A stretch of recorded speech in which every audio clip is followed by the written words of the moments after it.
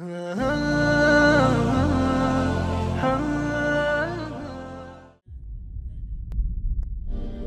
جملہ بول کے اگلے کو مہینوں تڑپانے کے لیے چھوڑ دیتے ہیں، ایک جملہ بول کر اگلی کی زندگی کو غارت کر کے رکھ دیتے ہیں، اپنے نفس کی تسکین کے لیے، اپنی انانیت کی تسکین کے لیے، اپنے اندر کی تسکین کے لیے ایسے زہریلے جملے بولتے ہیں۔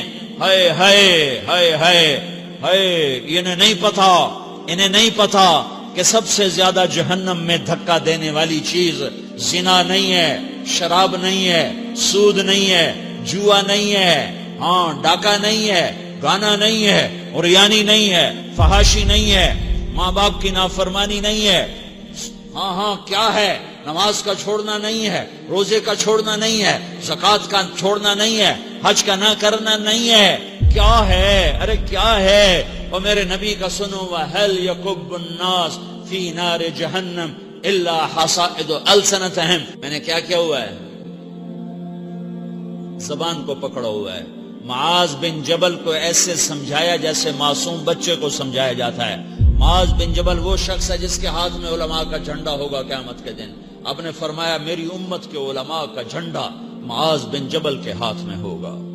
جس کے ہاتھ میں علماء کا جھنڈا ہو وہ کتنے علم والا ہوگا، وہ کتنے فہم و فراست والا ہوگا، وہ کتنے مرتبے مقام والا ہوگا۔ 1.25 لاکھ صحابہ ہیں، 1.25 لاکھ، کسی سے یہ جملہ نہیں بولا جو اب بولنے لگے ہیں۔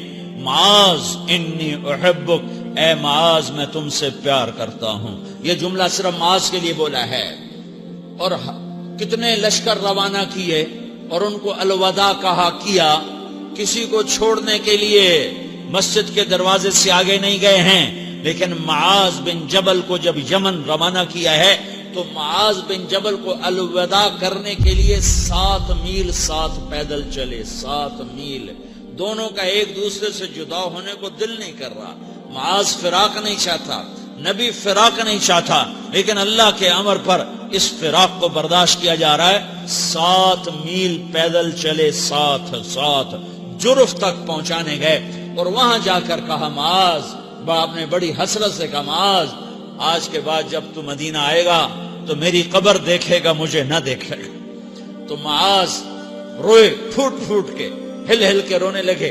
تو ان کو روتا دیکھ کر اللہ کے نبی بھی رو پڑے، لیکن آپ نے اپنے آنسو چھپانے کے لیے اپنے منہ مدینے کی طرف موڑ دیا اور ادھر پشت کر دی۔ فاقبل بوجهه نحو المدینہ ثم قال یا معاذ ان اول الناس بی المتقون من كانوا وحيث كانوا۔ معاذ رونا، میرا قرب چاہتے ہو تو تقوی اختیار کرو، جہاں رہو جہاں مرو، اگر تقوی والے ہوگے تو قیامت میں میرے قریب ہوگے، میرے ساتھ ہوگے، میرے برابر ہوگے۔ اس اتنے بڑے صحابی کو یوں سمجھایا، معاذ زبان قابو میں رکھ، نفس کو سب سے زیادہ گندا کرنے والی زبان ہے۔ ہر کوئی زانی نہیں ہوتا، ہر کوئی شرابی نہیں ہوتا، ہر کوئی سود خور نہیں ہوتا، ہر کوئی بے نمازی نہیں ہے۔ 100 میں 10 نمازی ہیں، 40-50 جمعہ پڑھنے والے بھی ہیں، روزہ رکھنے والے بھی 30-40% ہیں، زکوٰۃ دینے والا بھی 100 میں کوئی ایک مل جائے گا، لیکن زبان پہ قابو پانے والا 100 میں ایک بھی نہیں ہے، 1000 میں ایک بھی نہیں ہے، 10,000 میں ایک بھی نہیں ہے، 20,000 میں ایک بھی نہیں ہے، 50,000 میں ایک بھی نہیں ہے، 1,00,000 میں ایک بھی نہیں ہے، 1 کروڑ میں ایک بھی نہیں ہے کہ جو زبان پہ قابو پاتا ہو، جو بولنے سے پہلے سوچتا ہو کہ کسی کی بے اکرامی تو نہیں کر رہا، کسی کا دل تو نہیں توڑ رہا، کسی کو بے عزت تو نہیں کر رہا، کسی کی دل آزاری تو نہیں ہو رہی، کوئی میری وجہ سے الگ بیٹھ کے آنسو تو نہیں